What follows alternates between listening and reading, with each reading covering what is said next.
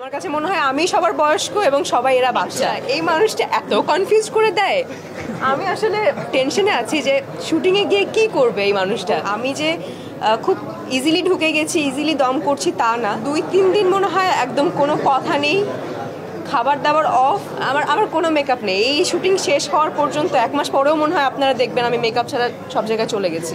সবাই অনেক বয়স্ক, আমার কাছে মনে হয় আমি সবার বয়স্ক এবং সবাই এরা বাচ্চা। বিশেষ করে এই যে এই মানুষটা এত কনফিউজ করে দেয়, আমি আসলে টেনশনে আছি যে শুটিংয়ে গিয়ে কি করবে এই মানুষটা। তবে আমি খুব বেশি এক্সাইটেড, কারণ এত ভালো একটা সিনেমা যেটা কিনা আসলে আমার জন্য অনেক বড় একটা চ্যালেঞ্জের বিষয়।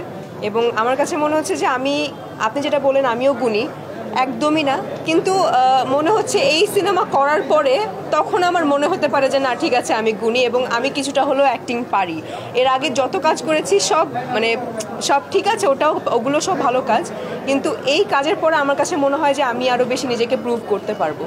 নিশো ভাইয়ের সাথে প্রথম কাজ ভালো লাগছে, চঞ্চল ভাইয়ের সাথে ছোটোবেলায় কাজ করেছি সেটাও ভালো লাগছে, এবং SBF, আলফাই, চরকি তাদের সাথেও প্রথম কাজ। সব মিলিয়ে প্রথমের তো একটা আলাদা ফিলিংস থাকে, আলাদা ভালো লাগা থাকে। সো সেই ভালো লাগা থেকেই শুরু করতে যাচ্ছি আপনাদের দোয়া নিয়েই। দেখুন আসলে সব কিছুতে আসলে সবাই চায় সেই আস্থাটা রাখতে, এবং আমি যে খুব ইজিলি ঢুকে গেছি, ইজিলি দম করছি তা না। যখন আমাকে শাকিল ভাই ফোন দিয়ে বলল যে তোমাকে ডিরেক্টর রনি ভাই ফোন দিবে দমের জন্য, তুমি কথা বলো, তখন আমি খুব এক্সাইটেড হয়ে গেছি যে ও মাই গড, এত ভালো সিনেমার জন্য আমাকে ফোন দিবে, রনি ভাই ফোন দিবে, ওকে ঠিক আছে। I was waiting. রনি ভাই আর ফোন দেয় না, কবে ফোন দিবে? যখন ফোন দিল তখন আমাকে বললো যে ঠিক আছে তোমার একটা অডিশন লাগবে। আমি বলছি অডিশন যেই জিনিসই নেন আমি এক পায়ে রাজি আছি, but I want to do দম। সো অডিশন দিলাম। অডিশনের পরেও অনেক বেশি টেনশনে ছিলাম যে কি করবে, আমি কি অডিশনে পাশ করেছি নাকি আমি কি ফেল, বলবে যে না তোমার অডিশন ভালো হয়নি, তোমার সাথে অন্য কাজ হবে, এই প্রজেক্টটা থাক। তারপর অডিশনটা 3টা ছিল, একটা উইদাউট গেট আপ, একটা উইথ গেট আপ, আর একটা হচ্ছে তিনটা প্রপার 3টা অডিশন নেওয়া হয়েছে।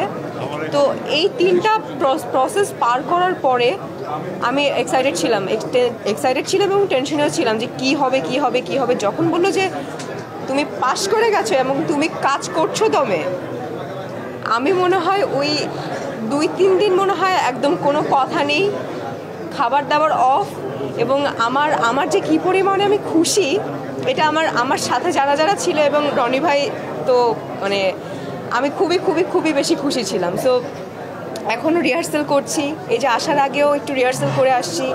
তো জার্নিটা আমার খুব ভালো লাগছে। আমাকে তো প্রথমেই বলা হয়েছে মেকআপ কী জিনিস তোমার সেটা ভুলে যেতে হবে। আমি বললাম সব ভুলে যাব, আমি মেকআপ যা আছে সব ফেলে দিব, আমার কোনো মেকআপ নেই। এই শুটিং শেষ হওয়ার পর্যন্ত 1 মাস পরেও মনে হয় আপনারা দেখবেন আমি মেকআপ ছাড়া সব জায়গায় চলে গেছি।